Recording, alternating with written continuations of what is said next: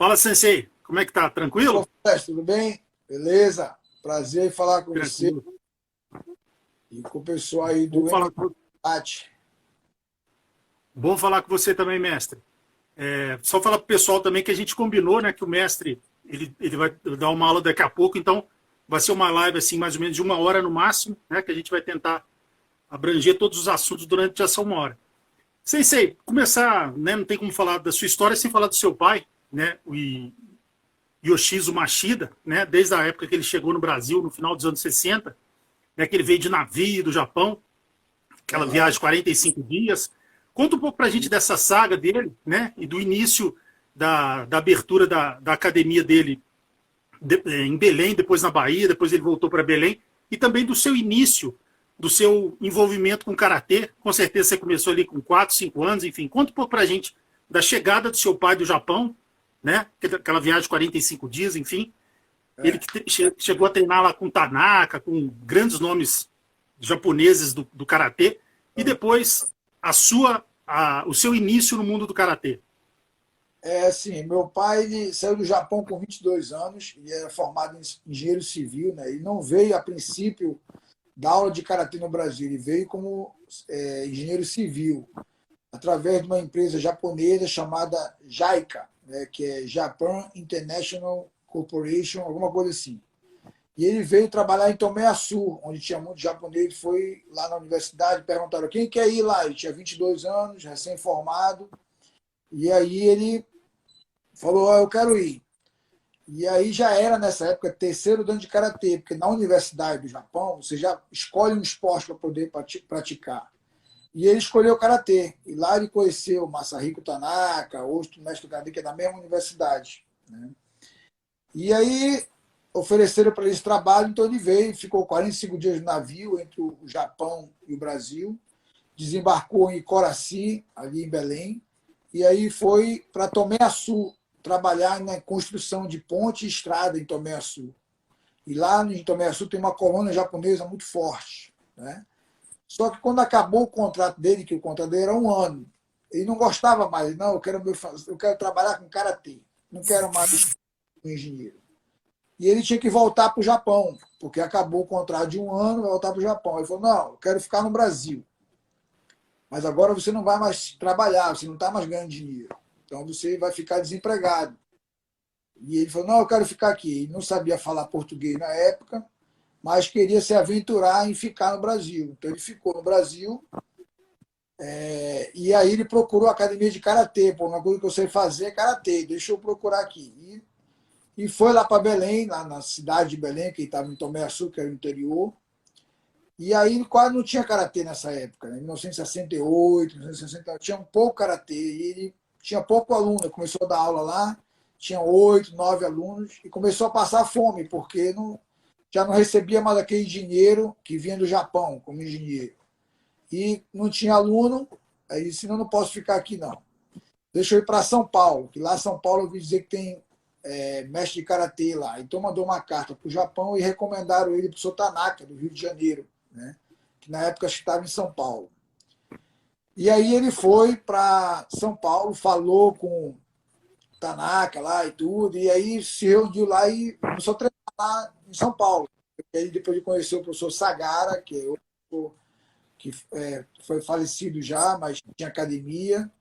E ele ficou e conheceu outros professores, conheceu o Watanabe, conheceu o Sasaki, conheceu o Soinoki, e aí formou aquele grupo de japoneses, até que o professor Caribé, Denilson Caribé, da Bahia, já tinha academia pequena, né, lá em Salvador, mas ele tinha.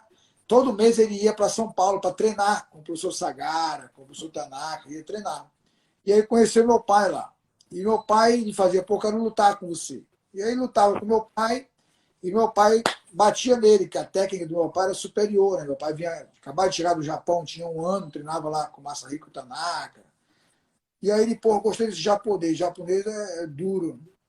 Aí ele, outro mês de novo, treinava, e outro mês, meu pai pá, batia nele de novo. Ele, porra, gostei desse japonês, é bom de porrada, né? Ele falou, pô, eu quero levar esse japonês para a Bahia, como é que eu faço? Aí falou com o professor Sasaki. A pessoa Sasaki falou, Matilde, quer levar você para Bahia. Não, não vou não, não sei nem falar português direito, entendeu? Fazer o que lá na Bahia? Aí ele falou, não, Matilde, vai, que ele gostou do seu karatê e quer levar para você seu professor do karatê na Bahia. Aí ele conversou com meu pai, então vou fazer o seguinte, vou levar você só para conhecer. Ele levou meu pai, ficou 30 dias na Bahia. Aí meu pai gostou muito e acabou morando lá na Bahia por 10 anos. Né? Aí conheceu minha mãe, teve a gente. Aí depois ele recebeu um outro convite, que é da Universidade de Kokushikan, tá? do Japão, para ir para Belém montar uma base lá do Karatê lá. E aí ele foi para Belém e aí ficou mais tempo lá, tá até hoje, lá tem academia, tudo. E a gente nasceu em Salvador, né? Eu, o Taque é o mais velho, eu sou o segundo. Depois o Lioto, nascemos em Salvador. E depois vem mais um, Kenzo, que é jornalista da CNN, que já nasceu em Belém do Pará. E é isso aí. E como é que começou a sua relação com, lógico, filho do grande mestre, com certeza vocês todos ali começaram a treinar karatê desde cedo. Como é que foi que você se lembra a primeira imagem que tem na sua cabeça de você dentro do karatê? Eu lembro, assim, eu lembro que a gente, essa sociedade que tinha com essa universidade, a gente morava em cima da academia. E embaixo era a academia e em cima onde a gente morava. Então, eu sempre vi meu pai pegava o kimono, botava e descia para dar aula. Então, aquele ambiente ali era a nossa casa. A gente só descia, estava na academia, entendeu? Então, a gente participava dos treinos, olhava o treino, os treinos. E nessa época eu tinha 3, 4 anos de idade. E para mim foi uma coisa natural ali. Com 4 anos já tinha um programa de criança treinando e tudo. Aí botei o kimono e comecei a treinar. Então, assim, para mim foi um processo bem natural. Assim, eu não lembro exatamente o dia. Eu lembro o dia que eu ganhei um kimono, que foi dia de Natal, que eu e outro a gente ganhou um kimono pequenininho, tal, faixa branca, a gente ficou empolgado, botei o kimono. E aí começou a treinar. Não lembro da minha primeira aula, né? Que era muito pequeno, mas lembro que foi um processo de treinamento, claro que com influência do meu pai, mas como outro aluno normal, mas que vivia na academia. A gente vivia na academia ali. Então foi isso. E o pessoal sempre fala do seu pai, né? Eu já vi várias entrevistas dele, ele é bem aquele típico samurai mesmo, japonês, aquele até o jeito de falar. Só que o pessoal, como todo japonês, ele é bem disciplinador, né? Muito exigente nos treinamentos. Conta um pouco pra gente como é que era nessa época, ainda mais vocês sendo filhos dele, se a cobrança era maior, como é que era o método de ensino do seu pai? Se ele era mais severo, enfim, e conta também como é que era o jeitão dele como pai, se era um pai mais generalzão ou era um pai mais carinhoso, enfim, conta um pouco do mestre e do pai. Não, meu pai, assim, como ele sofreu assim, muito a educação, tá? Através do meu avô, que meu avô ele foi para Segunda Guerra Mundial e tudo, entendeu? Então, assim, ele tinha esse. Ele não treinava arte marcial, mas ele era engenheiro civil e já teve uma educação muito rígida. E meu pai herdou isso dele, entendeu? Então, assim, ele fazia essas. Como se fosse tivesse aquele negócio bem militar mesmo e tudo. Então, assim, bem rígido, mas ao mesmo tempo ele dava amor também. Mas naquela época de disciplinar, ele sempre foi muito rigoroso com a gente. Sabe? Então, assim, até que na época de estudar, ele não se preocupava muito. Ah, está estudando, não está estudando, não. Ele só queria o resultado. Passou, está indo bem, vai. Se não passasse também, ele dizia, ó, você não quer estudar? Para de estudar, então, vai começar a trabalhar. Então, por exemplo, tem uma história até que o meu irmão está aqui, estava com dificuldade na sexta série, só tirava nota baixa. Pá. Aí meu pai falou para ele, olha, você não quer mais estudar? Aí minha mãe, não, mas ele tem que estudar, porque como é que vai estudar? Não, não, não, não tem isso não, não quer estudar, para de estudar, vai trabalhar agora. Mas o menino só tem 10 anos de idade, 12 anos de idade. Não, mas é isso mesmo, não quer, melhor fazer uma coisa bem feita do que fazer uma coisa mais ou menos, entendeu? Aí ele começou lá com minha mãe e tal, aí até que o Taque ainda, nessa época, até repetiu o ano. Aí ele falou, olha, então tá bom. A próxima vez, se você não quer estudar, fala comigo. Eu vou arrumar um amigo meu, que é chefe de cozinha, de primeira. Ele vai ensinar você a cozinhar. Você vai ser o melhor chefe que tem. Se você quer, isso você vai ter. Não estudar, não adianta. Não quer, então não adianta. Então ele era muito assim. Ele Ao mesmo tempo que ele dizia, olha, você não quer fazer, era disciplinador, mas ao mesmo tempo ele falava, você quer fazer, tem que fazer bem feito, entendeu? Então ele procurava sempre o talento de cada um. Então procurava desenvolver isso. O que você quer? Você quer isso? Então tá bom, pode ir fazer. Entendeu? Então foi mais ou menos isso. E assim, dentro do karatê, sempre rígido, né? E sempre com aquele negócio assim de não elogiar, entendeu? Eu não elogiava, sempre apontando ali, ó, faz isso, faz aquilo, tá errando ali. Sempre iam buscando o aprimoramento, né? Se estava bom, tá, faz só assim, ah, tá bom.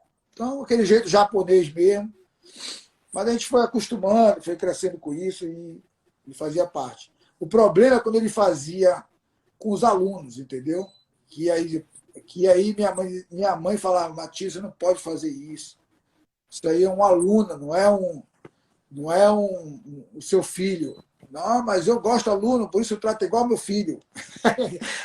Mas não pode, não é assim. Você vai perder o aluno, entendeu? Aí, mas com o tempo ele foi aprendendo e aí foi melhorando e foi ficando cada vez melhor. Mas na época ele era bravo com a gente e bravo com os alunos também, entendeu?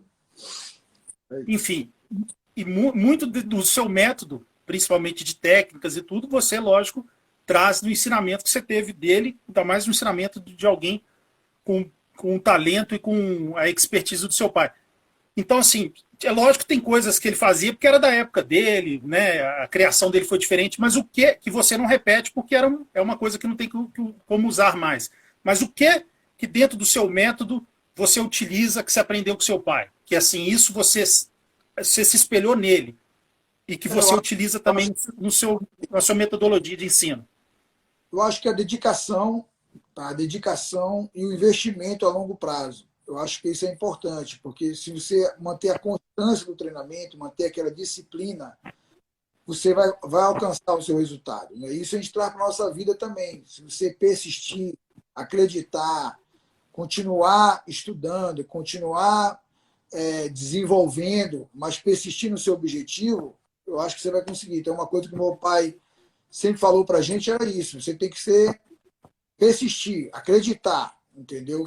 E isso eu passo para os meus alunos também. Só fora da parte técnica, a parte mental, eu acho que é muito importante, porque é ela que encaminha toda a outra parte. Isso meu pai deixou bem claro para a gente e falou isso. Se você quer, você tem que fazer. Às vezes o seu colega não está fazendo, mas você acredita naquilo, então você continua.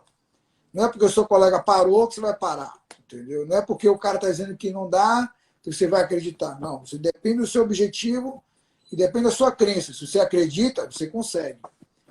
Isso vem buscando através da disciplina, do treinamento, né? E treinamento diário e a consistência daquilo. Não adianta fazer um dia, aí fazer depois, daqui a pouco na outra semana. Não, a consistência era o que meu pai sempre dizia, que disciplinar você e fazer você ter um resultado, às vezes, a longo prazo. Certo. E o seu pai teve 4 filhos, né? E vamos fazer uma analogia também de outra família muito famosa dentro das artes marciais, que é a família Grace. O próprio Carlos e o Hélio sempre falaram que os filhos também serviam para poder fazer o clã, aumentar, enfim. O seu pai, quando vocês eram mais novos, ele falava alguma coisa, vocês têm que ter filhos para esses filhos, para sempre passando essa dinastia dos Machida para frente, ou ele nunca falava nada a esse respeito? Não, meu pai, assim, ele nunca falou isso, não, entendeu? Assim, ele dizia assim, ele justamente falava isso. O que você quer ser? Escolhe para a sua vida o que você quer ser. Então, ele deixou bem livre para a gente. Se a gente queria focar na arte marcial, focar no karatê, seguir o caminho dele, ou se a gente queria fazer uma outra coisa, entendeu? Então, assim, ele não dizia, não, tem que fazer isso, tem que fazer aquilo. Dessa parte, não. Mas sempre ele dizia, o que você fazer, você tem que fazer o melhor que você possa fazer. Dar o seu melhor. Não pode fazer mais ou menos, entendeu? Fazer bem feito. Então, você quer ser um pedreiro, você tem que ser um bom pedreiro. Você quer ser um empresário, então um bom empresário. Quer ser um médico, tem que ser um bom médico. Entendeu? Você quer ser um lixeiro, então vai ser um bom lixeiro. Até ladrão, se você quer ser ladrão, tem que ser bom ladrão. Tem que roubar coisa grande, roubar banco, bilhões. falou isso. Mas é claro que ninguém seguiu esse caminho, né? Mas ele está dizendo assim, você tem que tentar ser o melhor naquilo que você faz, entendeu? Então, assim, não interessa karatê, na karatê, você tem que dedicar o máximo que você quiser. Então, é isso aí. Shinzo, você ainda está no quinto dan, né? Da faixa preta. Isso, isso. O seu pai é oitavo, né? Meu pai é oitavo dan, pela JK.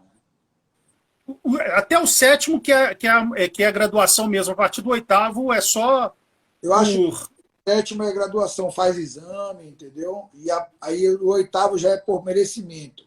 Pelo trabalho que você desenvolve, pela formação dos seus alunos.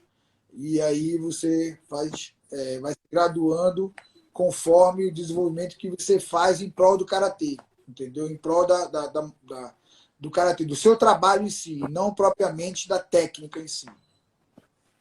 Esse seu exame foi até no Japão, não foi?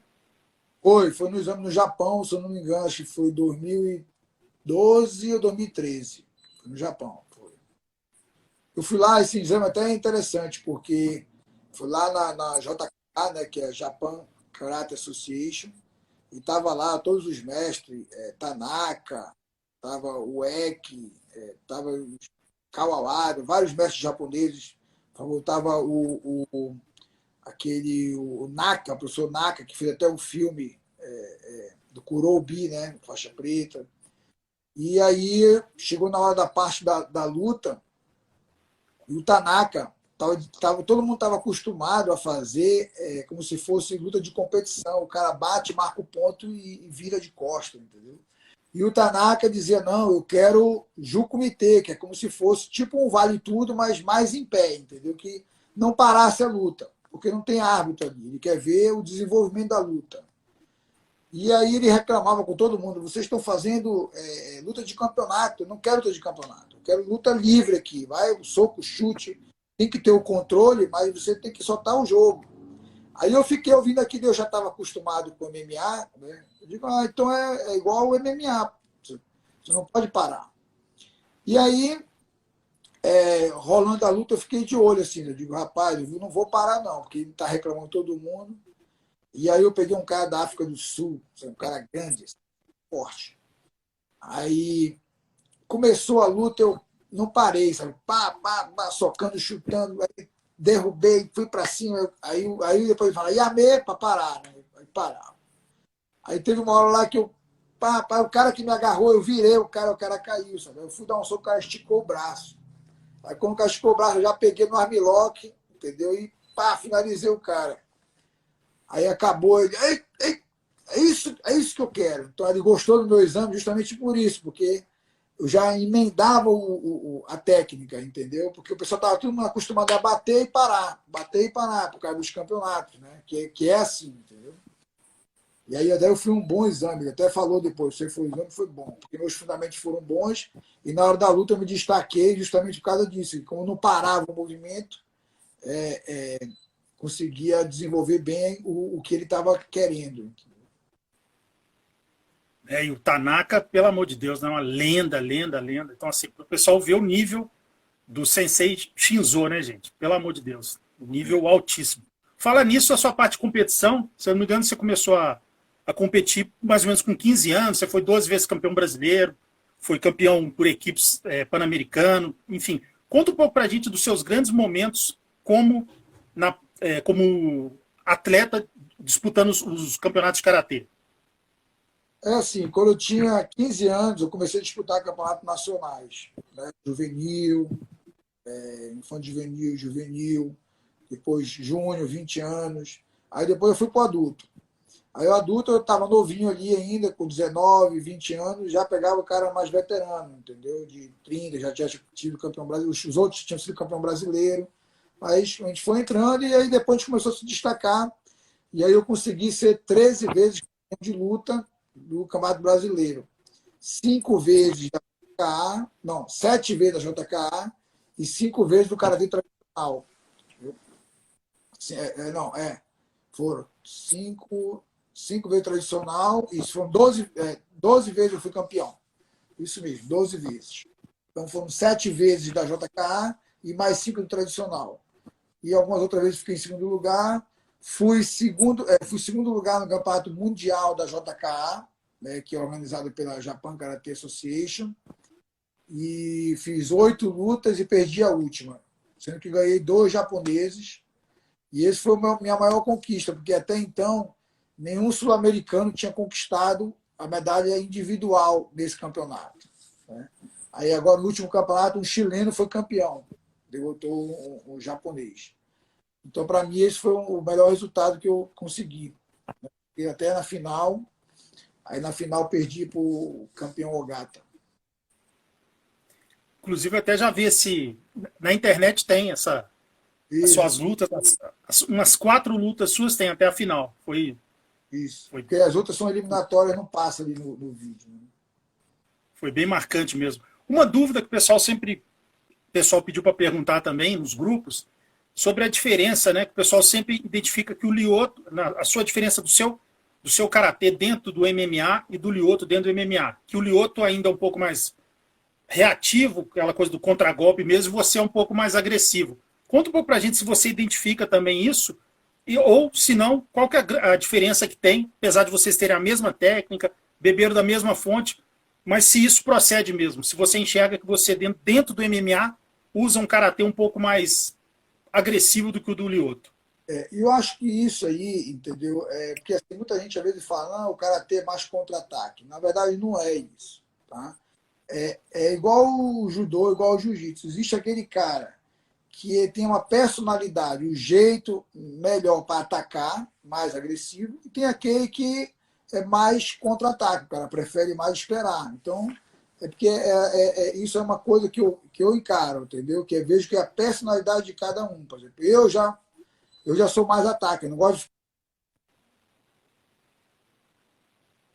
de, como é que se diz, oportunidades, distância, então eu já preparo e já vou lá na frente, entendeu? Então acho assim que eu sou mais agressivo que o outro. O outro não é que ele não seja agressivo, mas ele espera mais, ele quer ter mais a certeza daquilo que ele está fazendo. Ele quer ter mais confiança naquela situação para ele poder se sentir segurança de entrar, entendeu? E eu já não, eu já arrisco mais. Eu já, tipo assim, não, eu acho que é isso e já vou. Eu já me sinto um pouco mais desconfortável esperando o cara fazer alguma coisa para eu poder contra-atacar. Entendeu? Já o Lyoto, ele se sente um pouco mais desconfortável iniciando logo o ataque. Ele até faz isso, mas ele primeiro tem que ganhar confiança no ritmo da luta, na distância da luta, e aí ele vai. Uma prova disso é que o Lyoto, ele é um lutador de 5 rounds. Então, no terceiro round que ele começa a melhorar, entendeu? No terceiro, no quarto, no quinto, aí aí vai embora. Então, acho que é uma coisa de jeito, de característica de cada um, entendeu? Não é que o cara tem ou não. E realmente eu vejo isso mesmo. Sei, vou fazer uma pergunta aqui. O VIP Matheus SC perguntou aqui se você acha que o Lyoto diversificou muito o estilo de luta dele, deixando o Shotokan com menos ênfase na luta. Pode acontecer isso realmente, porque assim, o MMA, tá, ele é um esporte, posso dizer que é um esporte que exige outras variáveis. Por exemplo, o cara tem que treinar o chão, o cara tem que treinar o wrestling, entendeu? O cara tem que treinar a parte em pé, aí tem que, às vezes, treinar a curta distância. Então, assim, se você não tiver, tá, na sua cabeça aquilo bem definido, você acaba, sem querer, sendo tomado pela técnica, às vezes até do companheiro de treino. Então, quando você vê, você já está misturado e acaba que, às vezes, você se descaracteriza daquilo que você realmente se propõe a fazer, entendeu? Porque você está tudo misturado ali. Então, se você não prestar bem atenção nisso, se você não ficar, não, eu tenho que sempre colocar o meu karatê aqui. Se você não estiver prestando atenção, quando você vê, você está envolvido e já se descaracterizou daquilo que você tinha, às vezes, de diferencial. Entendeu? Então, assim, eu acredito que o Lyoto, não é que ele perdeu, mas é que, por vezes, algumas lutas, por ele estar mais envolvido, às vezes, com outros tipos de treinamento, ele se descaracterizou um pouco de usar, entendeu? Aquilo que ele sempre treinou a vida toda, entendeu? Sim, sim, teve aquela famosa luta, né, que foi, inclusive, a luta que encerrou a brilhante carreira do Randy Couture, aquele nocaute Uhum. fantástico do Lyoto, aquele chute frontal. E eu lembro que na época teve uma reportagem que você e o Lyoto foram fazer um treino com o Steve Seagal, e depois o Steve Seagal, daquele jeito dele, sempre um pouco egocêntrico, falando que ele que deu a ideia e foi ele que, ele disse até que foi ele que ensinou ou ele aperfeiçoou o chute. Conta um pouco para a gente se foi isso mesmo, se ele deu alguma dica ou se vocês já faziam isso. Se eu não me engano, não sei se foi você que falou uma reportagem que seu pai mesmo já praticava isso, que já é um chute que tem no karatê, enfim. Conta um pouco para a gente se teve o dedo do Steven Seagal naquele antológico golpe do seu irmão.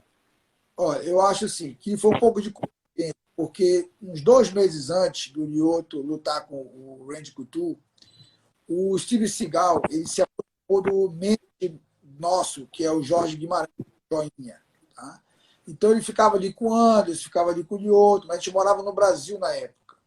Então ele pegou uns 2 meses e ele ensinou, não é que ele ensinou o Anderson, ele comentou do chute. Olha, esse chute aqui o pessoal não defende muito, porque é um chute reto, entendeu? Você tem que chutar assim, ó. Pá. E aí, mas não ensinou só esse golpe. Aí ele falou de cotovelada, aí ele falou desse golpe aqui que é chutou, entendeu? Tem no karatê, aí falou de outro golpe, aí falou também do Maigiri, desse chute, Maigiri. E aí o Anderson pegou e fez o chute lá. E meu pai tinha falado para o Lyoto, né, que o Lyoto tinha que fazer um golpe surpresa nessa luta do Randy Couture, que o Randy Couture era um cara muito experiente, um cara que já tinha noção muito do octógono, já tinha noção do ritmo da luta. Então o Lyoto tinha que fazer uma coisa surpresa para poder justamente surpreender o adversário dele. E aí meu pai falou, Lyoto, esse golpe funciona, que é do Kankudai, né, que o cara levanta o joelho e chuta. Você tem que fazer esse golpe, vamos treinar esse golpe. E aí o Lyoto começou a treinar o golpe. Pá, pá, pá, pá, e fazer toda vez repetindo. Na época, o Glover Teixeira estava ajudando a gente lá em Belém. O Glover não era nem do UFC, ele morava no Brasil ainda. Morava nos Estados Unidos, depois ele foi para o Brasil para resolver a coisa do visto dele e tal. E ficou lá 2 anos no Brasil e a gente ficou bem próximo do Glover. E o Glover treinava, ia lá do Rio para Belém para treinar lá com a gente. E o Lyoto começou a treinar esse golpe e começou a entrar no Glover. Pô, tá entrando esse golpe. Ó. E o Lyoto foi ganhando confiança, ganhando confiança. E quando teve na luta, né, na semana da luta, o Steve Seagal realmente estava lá com o Lyoto treinando e tal, e mencionou esse chute, mas ele não mencionou o chute pulando. Ele falou, olha, esse chute aqui é bom e tal. Pá.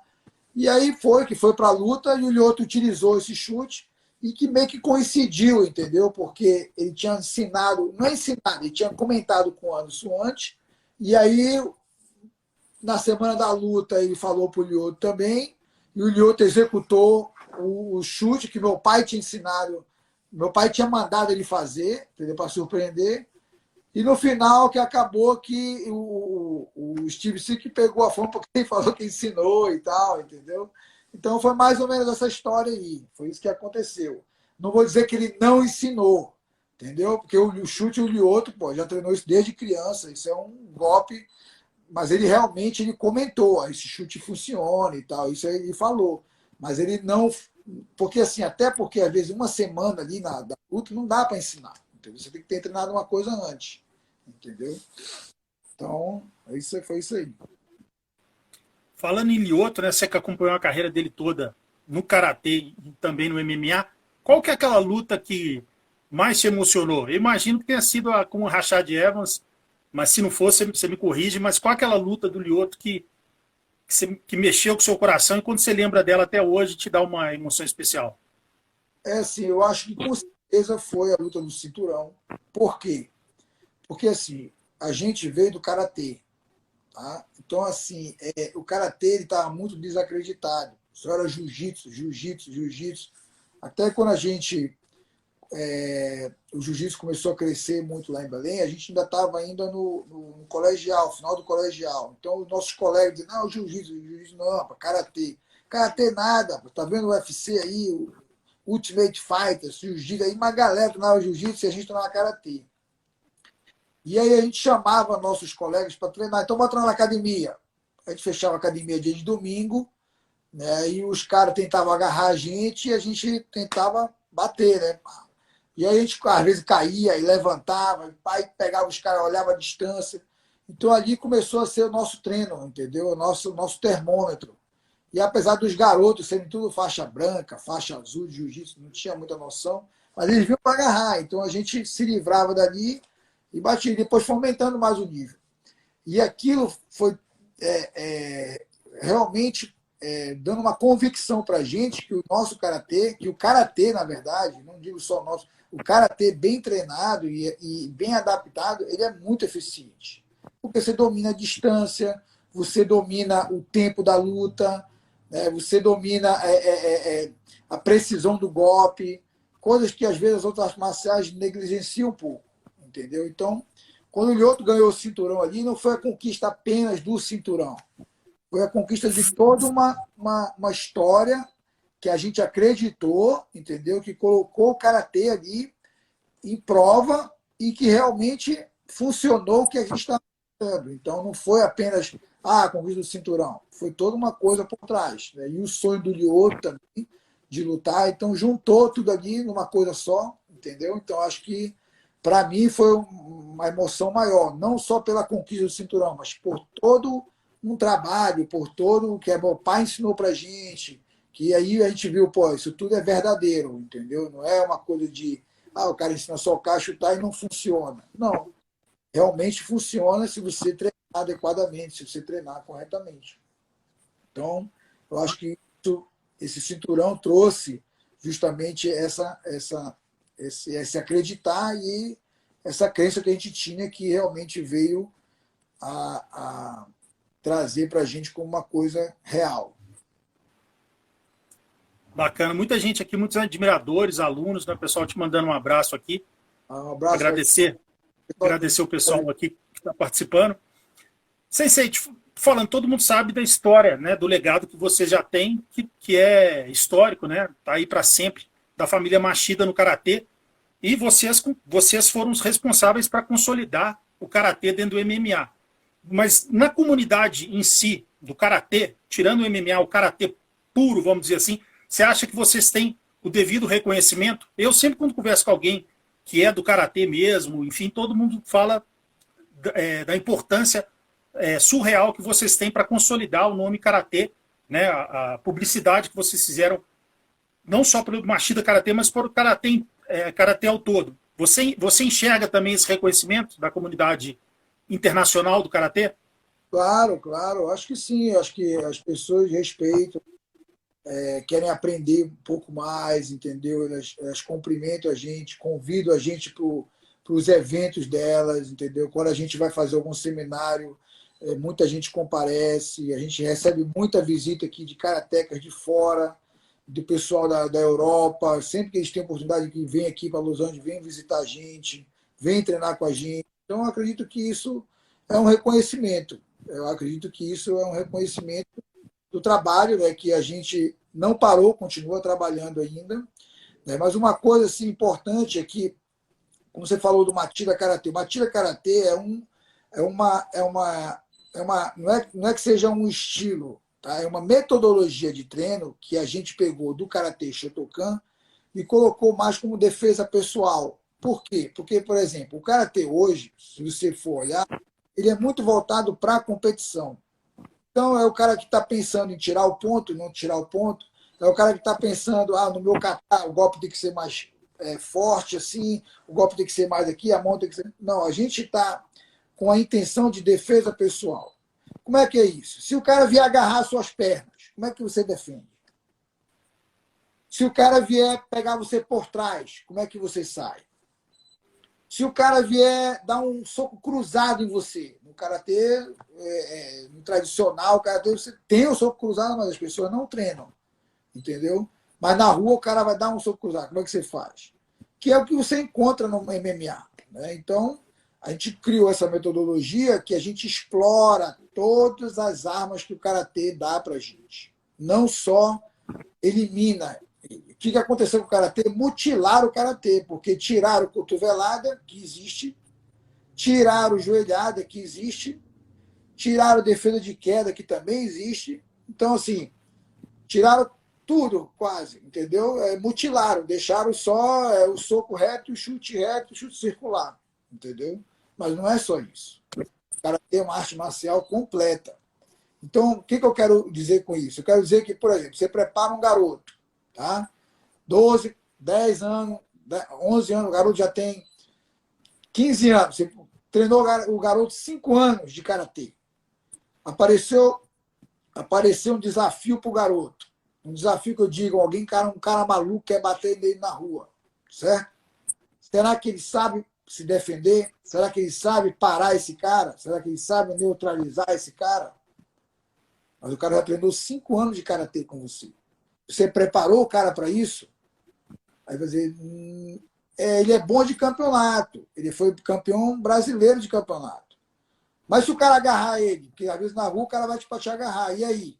O cara agarrar e montar. Ele sabe se defender de não ser agarrado? Ele sabe defender a queda para poder ficar em pé? Ele sabe, às vezes, imobilizar o cara? Entendeu? Não, não sabe. E o cara é faixa preta? Então tá bom, mas faixa preta tá certo, mas não, porque o chudeiro é Shotokan, não tem isso. Então, isso eu não estou dizendo que esteja errado. Isso como é que se diz? É uma intenção da pessoa, mas a gente não quer. A gente, eu e outro, como a gente está envolvido com isso, a gente não quer um faixa preta que não saiba se defender, entendeu? Pô, o cara não sabe se defender?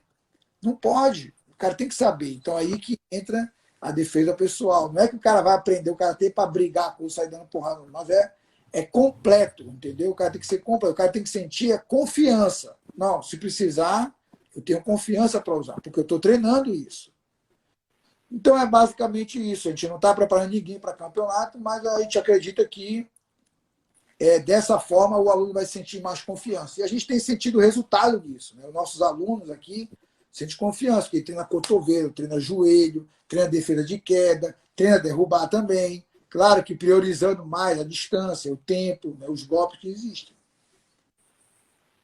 Bacana, porque você vê que até no próprio jiu-jitsu, muitos mestres antigos reclamam que o jiu-jitsu, hoje em dia, muitas academias ensinam só o jiu-jitsu para competição, né? E precisa ainda, se tivesse uma divisão, um pouco de defesa pessoal, um pouco de competição, que é mais ou menos isso aí, a metodologia de vocês, que é resgatar essa parte também do karatê como defesa pessoal.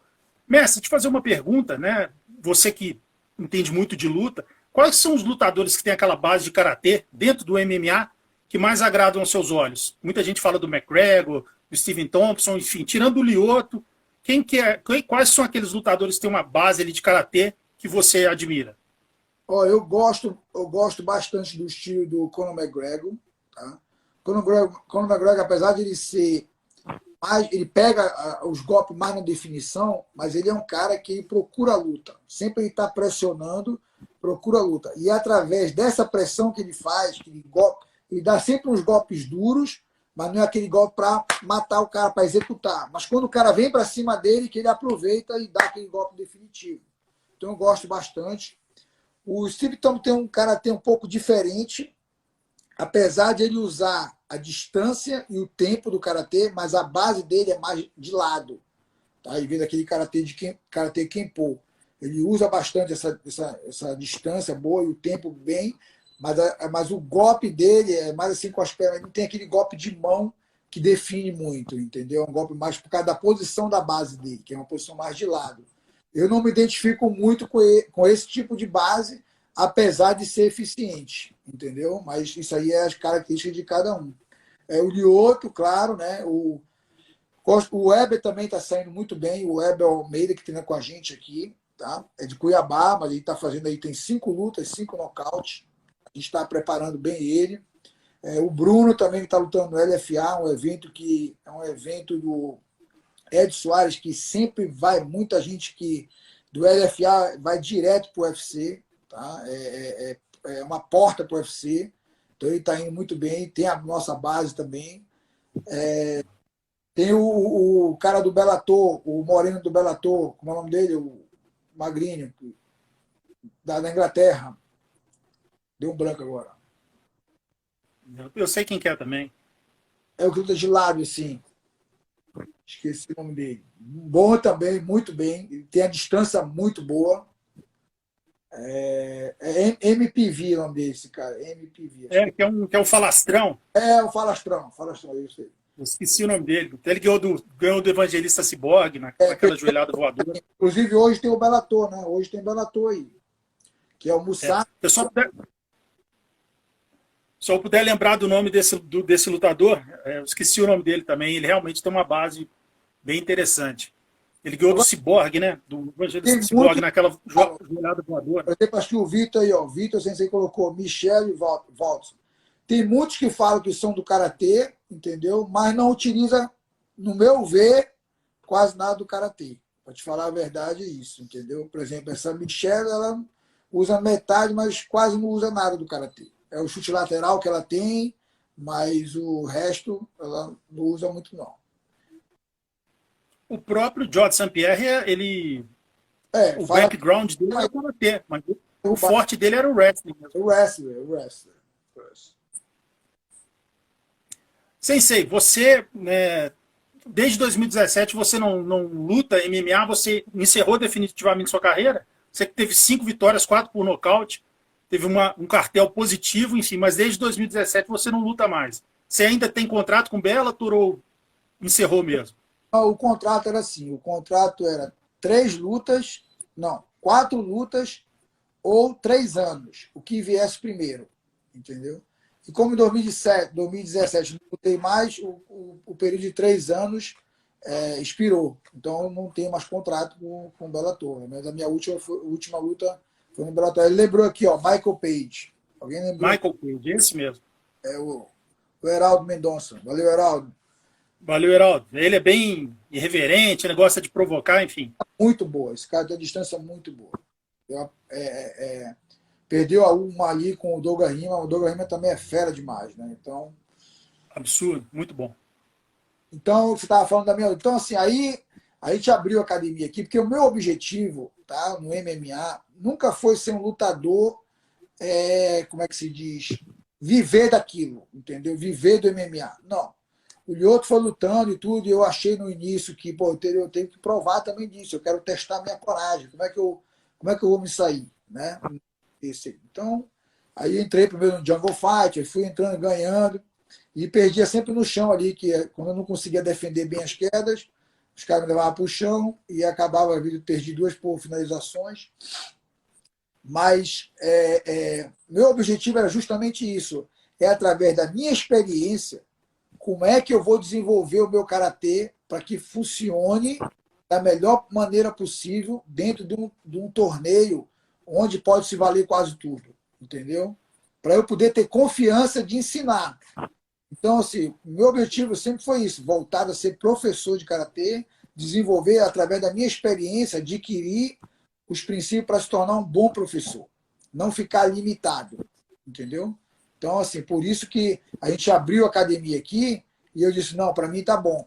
Já não dá mais, porque não dá para ficar ensinando, tomando conta da academia e lutando. Aí eu não vou ficar nem bom num nem no outro, entendeu? Então, realmente, eu adquiri bastante experiência dentro do MMA, como técnico ainda estou participando bastante, mas como lutador, e eu trago isso para o meu dia a dia na hora de dar aula do karatê, que eu sei que realmente funciona. Eu já testei, né? Tive essa experiência lá dentro.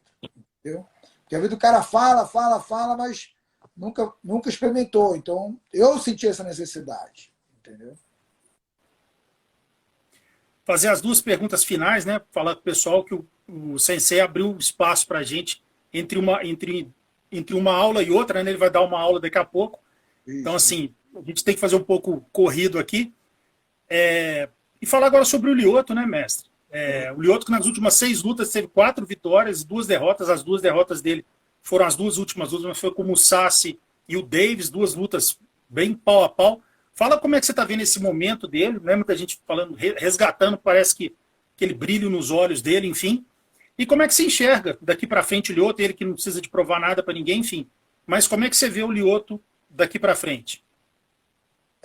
assim, o Lyoto, isso aí é muito uma coisa particular dele, né? Eu vejo ele com muita vontade ainda, entendeu? Ele tem, assim, ele tem disposição muito de treino, certo? Que essa vez é uma coisa um pouco difícil, ainda mais chegando no patamar que ele chegou, já com muito tempo de carreira, né? Lutando no nível profissional, que é um nível diferente do nível amador, onde a exigência é sempre no extremo ali. Isso é uma coisa que não é fácil, por isso que muita gente, você vê que começa a cair muito. Os lutadores, às vezes, que até já foram campeões, têm um nome, começa a cair muito. Às vezes não é tanto pela idade, mas às vezes é pelo próprio cansaço de estar ali, entendeu? Já tomou muito golpe, já tá, aí vai para um camp desse, é um camp muito pesado, são 6 dias de treinamento direto, né? De 4 a 5 horas de treinamento. Então, às vezes, o cara já negligencia, às vezes, o treino, entendeu? E a parte psicológica, que é aquela disposição, aquela motivação, ela influencia muito. E eu vejo o Lyoto ainda bem motivado ainda, entendeu? Para treinar, para poder participar disso, se sujeitar a isso, entendeu? Então eu creio que ainda tem coisa para queimar aí, né? E ainda tem coisa para mostrar bastante. Então eu ainda vejo ele aí, acho que mais uns 2 anos, 1 ou 2 anos, entendeu? Eu creio que mais umas 2 lutas ou 3, não sei, isso depende. Eu não posso falar por ele, né? É uma coisa bem particular. Então, não sei, tá com 40, eu tenho 43, sou um ano mais velho que ele, e tem 42. Né? Eu acho que mais ou menos uns 2 anos, mais ou menos. Mas é só ele que pode dizer, entendeu? É ele que tem que sentir o corpo dele, ele que tem que sentir como é que ele está na luta, a confiança. Né? É isso que só ele pode falar isso. Mas eu vejo de fora, né, perto dele, mas de fora, eu vejo que ele tem disposição, que treina com o pessoal novo, treina, não reclama do treinamento, entendeu? Está sempre procurando inovar, procurando chamar pessoas gabaritadas para estar do lado dele, para poder melhorar o desempenho dele, investindo. Então, eu acho que isso é uma parte muito importante para o rendimento do atleta. Eu estou agora com o Phil Davis, que é um cara bem mais novo do que ele, um cara que foi campeão do Bellator, né? Fez uma luta pau a pau, entendeu? Apesar de muita gente dizer que não foi uma boa luta, mas foi uma luta que o Davis é mais novo, tinha mais aquela, como é que se diz, um vigor físico até aparentemente melhor, mas o Lyoto foi lá e conseguiu fazer com que a luta ficasse bem próxima e podia ter dado tanto para um quanto para o outro, entendeu? Exatamente. O Dudu, meu amigo, Mestre, tá falando aqui, ó, 2 garotos. Valeu, Dudu. Grande abraço. então, o VIP Matheus SC fez uma pergunta que você acabou falando naquela hora sobre a parte do Karatê como defesa pessoal, que ele perguntou, o Karatê entrando nas Olimpíadas, mais pessoas vão treinar focado para a competição. Se você acha que isso ia prejudicar o Karatê. Né? E você já falou sobre essa diferença Por exemplo, ajuda. desse foco como defesa pessoal. Eu acho a competição ela é muito válida, porque a competição ela desenvolve muito o seu tempo de reação, ela desenvolve muito a distância, ela desenvolve muito o tempo de entrada do golpe, mas, por outro lado, você não desenvolve outros aspectos, entendeu? Que não são necessários. E aí fica, por exemplo, olha, o judô. O judô, quando surgiu no Japão, ele surgiu como defesa pessoal. Mas cada vez que ele foi se tornando um esporte de competição, eles foram tirando o chão, tiraram a parte de neuazá, que é do chão. Hoje você vê o jiu-jitsu, tudo isso tinha no judô. Todas as técnicas que tem hoje no jiu-jitsu tinha no judô. Todas as técnicas, todas. Chave de pé, estrangulamento, todas. Tá? Só que o que aconteceu? Os judô japoneses esqueceram o judô de chão. E graças à família Gracie, hoje temos uma luta de chão bem forte. Porque se não fosse eles, talvez tudo teria sido esquecido.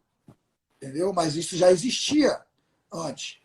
Mesma coisa o karatê. Se você não trabalhar o principal objetivo da arte marcial, ela torna um foco totalmente diferente. Então, qual é o objetivo de cada um? É isso que cada um tem. Por exemplo, para mim, por meus alunos aqui, que não são competidores, são pessoas normais, são advogados, são médicos, são juízes, são pessoas, são bancárias. eu quero ensinar para os meus alunos aqui, eu não quero ensinar tira ponto. Ah, bateu ponto para você, agora foi Vasari, agora foi ponto. Não, eu não quero ensinar isso.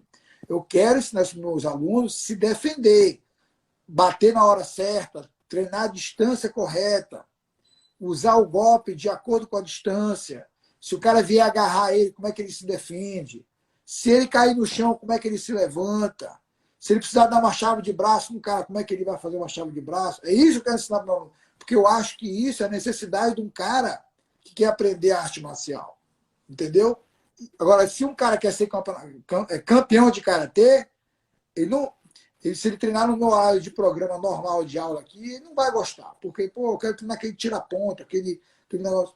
Não tem nada de errado com isso. Eu fiz isso a minha vida inteira. Entendeu? Não tem nada de errado com isso. Depende do caminho que você quer. É a mesma coisa. Você quer ser campeão de judô, você não pode treinar jiu-jitsu. Porque a luta faz 20 segundos no chão, o juiz manda parar. E a meia para. Você não dá tempo de desenvolver o seu jiu-jitsu. Entendeu? O jiu-jitsu ele é aquela arte suave. Você desenvolve aqui, é um jogo de xadrez. Se não tiver tempo, não adianta. O cara está esperando já. O cara já vai defender o braço. Entendeu? Então é mais ou menos isso. Não tem nada de errado com nenhum dos dois lados. Depende para onde você quer. Eu acho que tem o público para a competição, como tem o público também para a arte marcial. O que acontece é que a maioria está voltada para a competição. Entendeu? A maioria está voltada para a competição e está esquecendo o outro lado. É isso aí. Sim, a pergunta final, né? Você que já está há alguns anos nos Estados Unidos, conta um pouco para a gente, né? Sobre a sua academia, os seus projetos aí. E se você tem intenção de voltar para o Brasil, que vai ser difícil de levar o seu pai para os Estados Unidos, né? Conta um pouco para a gente também dessa parte da saudade dele, enfim, se você conversa muito com ele. Conta um pouco para a gente dessa sua rotina nos Estados Unidos. Minha rotina aqui é assim, aí tem 3 anos e meio que a gente abriu essa academia. Antes de abrir eu estava em outro lugar, né? O Lioto agora acabou de se mudar, ele morava aqui na Califórnia, agora ele foi para a Flórida, está morando na Flórida, agora tem 3 semanas, tem um mês agora já. Mas aqui basicamente isso, eu acordo 5 horas da manhã, tenho o meu treino, que é um treino que eu convido algumas pessoas para treinar, de manhã cedo, que é 5h30 da manhã, vai até às 7. Às 7 horas do aula, até às 8. Aí depois, de tarde, aí a parte da manhã eu cuido algumas coisas, a parte administrativa da academia. De tarde eu começo 4 horas, tem outros professores, tem o Weber, tem o Bruno, que me ajuda aqui. Eu fico tocando academia aí de 4 até 8 horas da noite. Então é basicamente isso aí. Treino todo dia, terça e quinta e sábado mais a parte física, segunda, quarta e sexta mais a parte do karatê.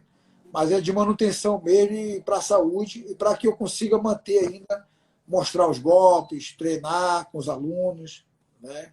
Agora, meu pai está falando, realmente, meu pai vem para cá sempre, às vezes 1, 2 vezes no ano, mas morar ele não quer não, porque está acostumado com o Brasil. Né? O Brasil, ele já viveu mais no Brasil do que até no Japão, então ali é a casa dele, tem a academia dele, tem bastante aluno na academia, já se ele é um dos chefes do Karatê do Brasil, né? Se não digo o chefe principal dentro da JKA, ministra curso todo mês, vai para a USP, Universidade de São Paulo, onde tem o Karatê lá também, que ele ajuda a tomar conta. Então, assim, ele tem uma vida bem tipo assim, definida, mas quando a gente chama para ele vir para cá, ele vem, né? Tranquilo, passa aqui um mês, mas depois quer ir embora, entendeu? Acho que a vida dele é no Brasil mesmo, principalmente em Belém. Né?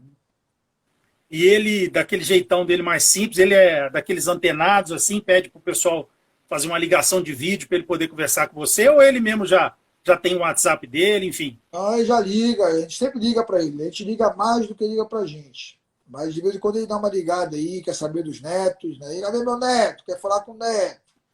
Aí não quer mais falar comigo, não, não, como você também quer, mas quer ver os netos, ele quer ver os netos, vai dar um alô para os netos e tudo. Aí conversa um pouco, entendeu? E vai tocando as coisas dele. Agora está meio parado, né, por causa dessa pandemia. Aqui também está retomando bem devagar ainda. A gente só não pode dar aula em academia, só aula externa, no ar livre. E lá em Belém também ele falou para mim um dia desse que tem pouco aluno ainda, o pessoal está meio com receio, né? Mas devagarzinho as coisas que vão com o tempo voltar ao normal. Bacana. Pô, Sensei, sempre uma honra conversar com você. Sabe que eu te admiro muito, a gente já conversa há muito tempo. E além da sua. Todo esse talento seu marcial, como mestre, enfim, a pessoa que você é, eu acho que esse é o verdadeiro samurai, né? Que é a pessoa que, além dessa parte, né, do talento dentro da sua arte marcial, a parte também da educação, da cultura, do saber lidar com as pessoas, e você é de fato das pessoas mais educadas, um dos maiores gentlemen assim que eu conheço no mundo da arte marcial. Então, para todo mundo tem que saber isso. O Shinzo é assim, faixa preta, 29º Dan em educação, assim, uma pessoa realmente uma pessoa que é sempre uma aula conversar com você. Eu gosto muito de você. Gostaria que você deixasse o recado final. O recado final é assim, é muito importante você acreditar em você, tá? E ter paciência.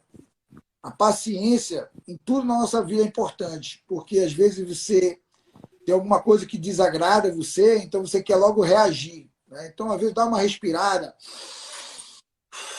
dá umas 3, 4 respiradas, entendeu? Não responde naquele momento, deixa passar, que as coisas vão acontecer. Isso aí eu aprendi até num livro que eu li sobre educação infantil, entendeu? O cara fala que o filho às vezes está fazendo uma tolice, está fazendo isso aqui, você não reaja logo, não vai logo brigando, não.